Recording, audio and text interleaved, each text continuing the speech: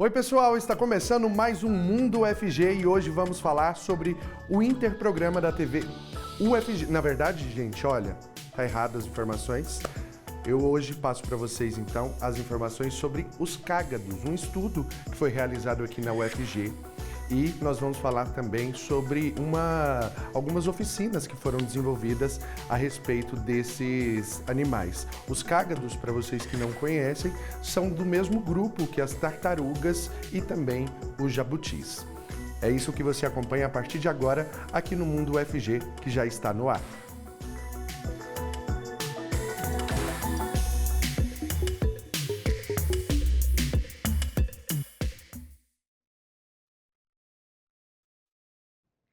Sejam muito bem-vindos ao Mundo UFG. Eu sou Cássio Neves, um homem negro de pele clara, com cabelos cacheados e eu uso barba. Eu sempre faço a descrição de todas as pessoas que aparecem aqui na telinha para tornar a programação mais acessível ao nosso público cego e de baixa visão, além da acessibilidade em Libras para o público surdo. A intérprete de Libras é a Sara Raquel, integrante do Labitave, e ela se descreve como uma mulher de média estatura, tem pele parda, olhos escuros e cabelos lisos com mechas abaixo dos ombros. Eu quero te lembrar também de participar com a gente por meio do nosso WhatsApp, é só você mandar a sua mensagem para esse número que aparece aqui embaixo, o 629-9181-1406. Você pode também começar a seguir a gente por meio do nosso Instagram, @TVUFG, e interagir com a gente por lá. Agora eu já vou então caminhando aqui para o nosso outro lado do estúdio, que a gente começa então a falar com os nossos entrevistados, já estão aqui no sofá comigo hoje. O Rafael Valadão, analista ambiental do ICMBio, ele se descreve como um homem de pele clara, com olhos castanhos, ele é calvo, tem cabelos grisalhos curtos, bigode e também usa óculos azuis escuros. Seja muito bem-vindo. Obrigado. Com a gente também o Carlos Eduardo Guidorizi, analista ambiental do RAM ICMBio e doutorando do programa de pós-graduação em biodiversidade animal da UFG. Ele se descreve como um homem branco, com barba e usa óculos. Seja bem-vindo. Bom dia, Cássio. Bom dia. A gente precisa então começar explicando para o pessoal a diferença entre os cágados, as tartarugas e os jabutis, né? Que existe muito essa confusão, né, Rafael? Realmente existe uma confusão. A gente tem um grupo muito diverso, são aproximadamente 360 espécies de quelônios no mundo. E a gente tem os cágados, que são organismos semiaquáticos, e as tartarugas, que são aquáticas e semiaquáticas. Então a diferença principal é no formato de guardar o pescoço dentro do casco. Os cágados, eles guardam o pescoço de maneira lateral e as tartarugas guardam de maneira a esconder o pescoço retinho. Já os jabutis são organismos terrestres. Então, Totalmente terrestres. Totalmente terrestres. E o estudo que vocês desenvolvem, junto dele também tem as oficinas, né, que foram desenvolvidas. Esse trabalho ocorreu no âmbito do ICMBio, né, que é um órgão ligado ao Ministério do Meio Ambiente e Mudança do Clima, para elaboração da lista de espécies ameaçadas. Então, o ICMBio cuida das unidades de conservação federais e também tem essa competência de executar algumas políticas de conservação, dentre elas a elaboração da lista da fauna, né? A lista de espécies ameaçadas ela é publicada pelo Ministério do Meio Ambiente e, a partir dela, diversas outras políticas públicas de conservação são implementadas, né? Então, recentemente ocorreu essa oficina de avaliação do risco de extinção dos quelônios brasileiros. Olha só. E o ICMBio, que é o Instituto Chico Mendes, né? O Instituto Chico Mendes de Conservação da Biodiversidade é uma autarquia ligada ao Ministério do Meio Ambiente e Mudança do Clima. E é isso, né? A gente faz a gestão das unidades de conservação federais, dos parques nacionais, florestas nacionais e também algumas políticas de conservação de espécies. Você é do RAM. O RAM é ligado ao ICMBio. É ligado ao ICMBio, é o Centro de Pesquisa e Conservação de Répteis e Anfíbios. Então, especificamente, a gente trabalha com esses organismos. Bacana. Agora, diante dessa questão da extinção dos quelônios, é uma preocupação muito grande, né? Isso seria impactado principalmente por quê, Rafael? Então, quelônios nós temos vários vetores de ameaça, né? A principal dificuldade de se trabalhar e conservar quelônios é que o tempo deles é um pouco diferente, né? São organismos de crescimento lento, maturidade sexual tardia e um ciclo de vida muito longo. Então, esse... 30 anos, mais ou menos? Não, mais que isso. Mais que Nós isso? temos, por exemplo, a tartaruga da Amazônia, que é um bicho comum aqui na região do Araguaia, e ela vive de 60 a 80. Mas nós temos bichos que vivem 100, 120 anos, até 140 anos. Então, é um tempo muito longo. Né? E a gente, dos diferentes vetores de ameaça que eu falo, a gente tem a questão para os organismos semiaquáticos e terrestres, as hidrelétricas, por exemplo. Você interrompe o fluxo gênico. Um lago tem muitos organismos que nem usam a água parada. Né? Tem toda a questão do fogo também. O cenário que a gente tinha de mudanças climáticas alarmista há 20, 30 anos, hoje ele é conservador. Então, o problema das mudanças climáticas é que muitas espécies, o sexo é determinado pela temperatura de incubação, não é genético igual ao nosso. Né? Então, você tem a elevação da temperatura, você tem o desbalanceamento populacional em números de machos e fêmeas. A gente tem a questão do consumo também, principalmente as tartarugas da Amazônia, os jabutis terrestres, o fogo. Então, são vários impactos. Então, o que a gente faz no processo de avaliação que a gente teve? A gente reúne todos esses estudos, nós reunimos 20 especialistas em quelônios de todas as regiões do Brasil e avaliamos a situação atual. Né? E aí a gente define se ela está menos preocupante ou se ela está em alguma categoria de ameaça. Ou seja, o que a gente experimenta hoje são instalações de hidrelétricas em lugares que hoje que a princípio não foram estudados no sentido de se instalarmos uma hidrelétrica aqui, prejudicaríamos essa reprodução. Seria isso? Mais ou menos isso. A gente tem os PRINs dentro do ICMBio que a gente faz o prognóstico. Para toda a bacia amazônica, a gente já tem esse prognóstico de onde não incluir hidrelétricas para impactar da maneira... impactar menos essas populações. E todas as espécies ameaçadas, grupos que são de interesse de conservação, eles entram nesse plano de redução de impactos, que é o PRIN Hidrelétricas da Amazônia.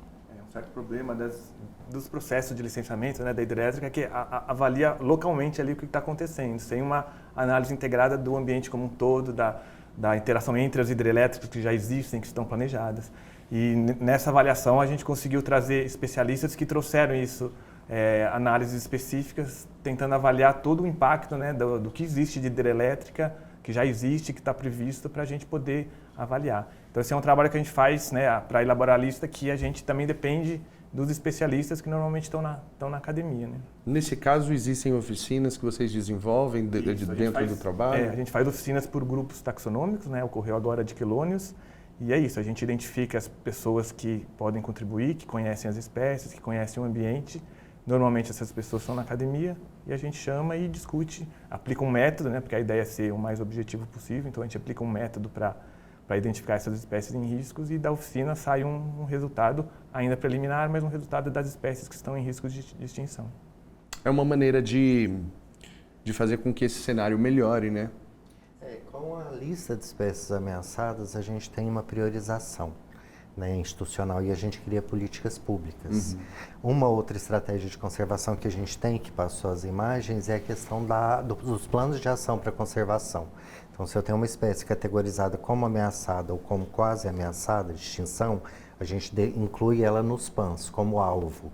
E os planos de ação, a gente une toda a sociedade, comunidade científica, sociedade civil organizada, academia, os empreendedores, gestores públicos, para a gente definir estratégias para combater essas ameaças. Então, eu tenho a lista, essas espécies são ameaçadas de extinção, eu tenho um trabalho de ciclos de 5 anos que eu faço estudos direcionados, programas de sensibilização ambiental, tudo para redução dos impactos, para tentar tirar a espécie da lista de ameaça.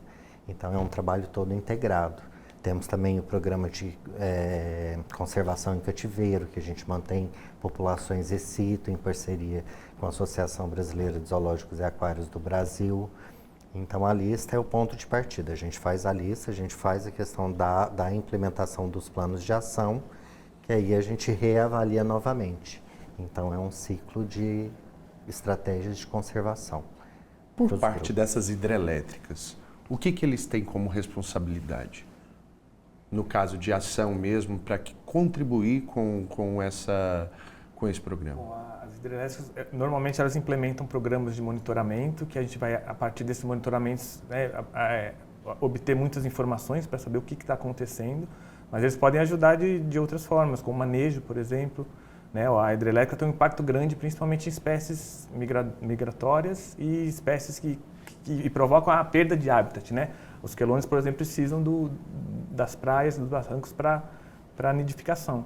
E muitas vezes a hidrelétrica vai suprimir todos esses ambientes, né? Então, a gente tem que entender exatamente quais, né, o que cada hidrelétrica e o conjunto delas vai impactar aquela espécie. Porque precisa responsabilizar de alguma maneira, né? Precisa também destinar algum tipo de ação que eles possam desenvolver, porque se existe degradação, de alguma outra maneira precisam devolver para o meio ambiente, né?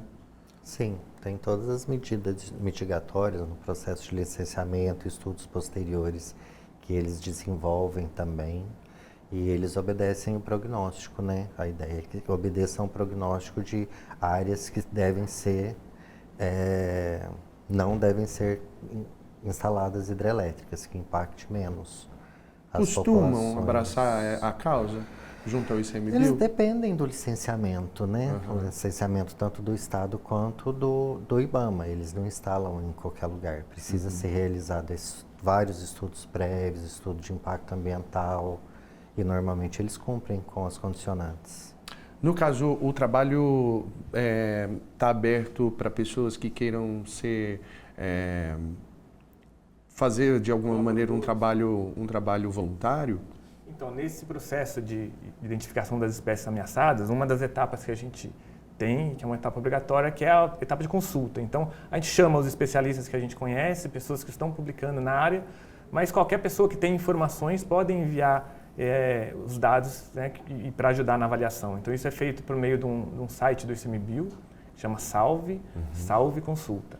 Então, as pessoas podem entrar lá, visualizar o que está, quais grupos estão na fase de consulta que vão ter o risco de extinção avaliado em breve, para enviar informações. Além disso, os PANs também, nos PANs, depois que existe a lista pronta e os PANs são elaborados, o que o Rafael estava falando, existe a possibilidade das pessoas participarem e colaborarem também. Que bacana.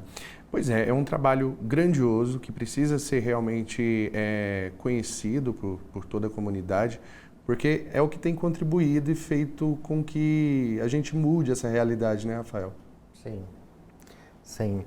E é importante, eu acho que, eu costumo dizer que trabalhar com quelônios é um projeto de vida, exatamente pela questão do tempo dele ser diferente do nosso. Eu acho que é muito importante a gente ter novos estudos, novas pessoas dentro da academia, trabalhando com esse grupo animal. A gente tem o nosso Instagram, que é o @_ICMBio, e a gente tem um programa de voluntariado. Então, se os estudantes tiverem interesse, acompanha, que sempre a gente abre vagas para voluntários, para trabalho voluntários, com quelônios e outros anfíbios e répteis também. Então, repetindo, ICMBio. Ótimo. É uma maneira, então, de vocês, inclusive, tirarem dúvidas, outras dúvidas que ficarem. Pode entrar lá no Instagram e tirar essa dúvida, então, para o pessoal.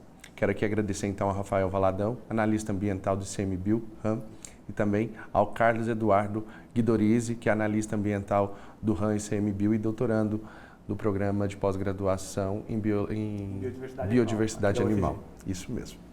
Muito obrigado, parabéns pelo trabalho, obrigado. Viu? Obrigado. Até a próxima. E agora, pessoal, nós vamos então para um intervalo rapidinho. Daqui a pouquinho a gente volta trazendo muito mais para você. Não saia daí.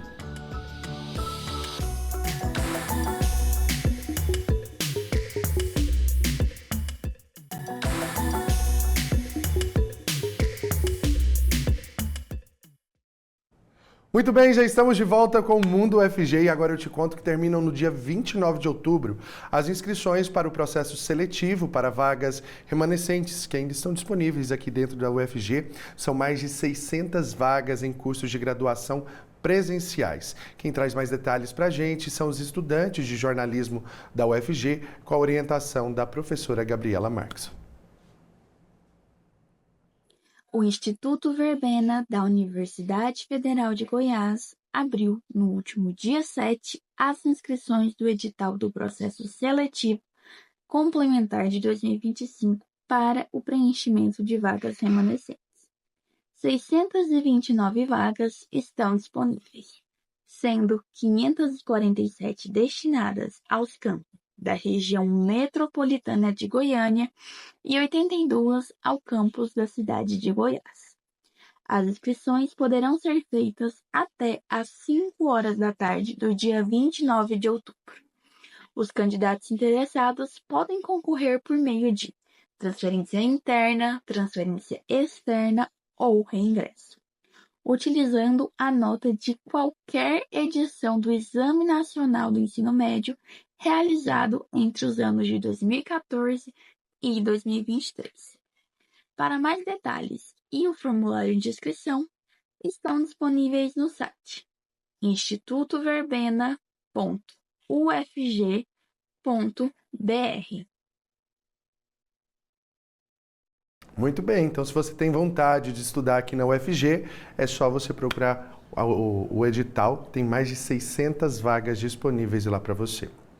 E agora eu te conto que está rolando até a sexta-feira dessa semana a exposição Constelar, que é uma homenagem aos artistas, colaboradores e colaboradoras do Centro Cultural UFG. Quem traz mais detalhes para a gente também são os estudantes de jornalismo da UFG, com orientação da professora Gabriela Marques. A exposição Constelar está em cartaz até o dia 25 de outubro no Centro Cultural UFG. Fotografias, instalações, pinturas, desenhos, peças em cerâmica e outras obras compõem a mostra. Constelar remete à ideia de homenagear e abrilhantar com as contribuições dos quase 15 anos em que o Centro Cultural está em funcionamento. Por isso, foram selecionadas artes de 42 estudantes, docentes e outros colaboradores para a exposição. O público pode apreciar gratuitamente as obras de terça a sexta-feira, das 9 ao meio-dia e das 2 às 5 horas da tarde. O Centro Cultural UFG está localizado na Avenida Universitária, número 1533. Muito bem. O dia todo aí, né? Exposição aberta, só fecha para o almoço. Então, você que estiver passando ali pela Praça Universitária, dá uma passadinha lá no Centro Cultural para conferir a exposição Constelar. E agora nós vamos então para a nossa agenda de eventos e serviços da universidade. Quem traz as novidades hoje para a gente é o Amadeus Pamplona, ele que está de volta aqui com a gente. Seja bem-vindo. Obrigado, Bom Cássio. dia. Vamos com as dicas de segunda-feira, começando a semana, né? Bora lá, já para deixar a galera com a agenda programada, né, nos próximos Exatamente. dias. Mas antes de mais nada, eu vou fazer a minha descrição, pensando em nosso público cego e de baixa visão. Como o Cássio falou, meu nome é Amadeus, eu sou um homem jovem branco com cabelos longos castanhos que hoje estão presos em um coque e olhos castanhos escuros e barba cerrada. Bom, o Cineclube Mãe Douro realiza amanhã uma sessão surpresa de Halloween na Mostra Dinho. Nós viemos aqui já divulgando sobre os filmes que a Mostra Dinho está realizando e dessa vez agora também conta com a exposição de 2 curtas goianos e o longa The Rock Horror Picture Show, que está aparecendo aqui na telinha, que é considerado um clássico cult. Essa e todas as sessões do Cineclube são realizadas na sala 56 da Faculdade de Informação e Comunicação, a FIC, às 2 horas da tarde. A entrada é gratuita. Gostou? Você pode acessar mais informações e sobre as outras mostras também no Instagram Cineclube Mãe Douro. Cássio. Ótima programação, principalmente nesse mês de Halloween, né? Exatamente. O Halloween que tem ficado cada vez mais popular aqui no Brasil, né, Amadeus? Com certeza, com essa aí vai ser a 4ª mostra de Halloween do Cineclube e você pode acessar o Instagram, Cineclube Mãe Douro, porque além da mostra de Halloween, eles continuam com outros filmes, aí, principalmente sobre como curtas goianos, então é um trabalho bem legal desse projeto que é em parceria com a Magnífica Mundi da UFG. Muito bem. O que Agora, mais que a gente tem? Vamos para a nossa segunda dica. O Centro Cultural UFG recebe hoje e amanhã o espetáculo Maurice. A peça teatral é um drama autobiográfico que narra a trajetória de autorreconhecimento e aceitação sexual de um jovem aristocrata inglês. A apresentação de hoje é às 8 horas da noite e amanhã às 8h30, um pouquinho mais tarde, no Centro Cultural UFG. A entrada, lembrando também que é gratuita, e para acessar mais informações, acesse o Instagram Centro Cultural UFG, tudo junto. É isso, Cássio, nossa segunda dica, um espetáculo aí também no Centro Cultural. Duas dicas culturais, dicas boas para a galera conferir então. Exatamente. Muito obrigado, viu? Até a Obrigado próxima. eu, Cássio. Até a próxima. Pessoal, eu já vou indo nessa também, mas te espero amanhã a partir das 11h30 da manhã. Muito obrigado por ficar aqui junto com a gente, viu? Um beijo e ótima semana para vocês. Tchau!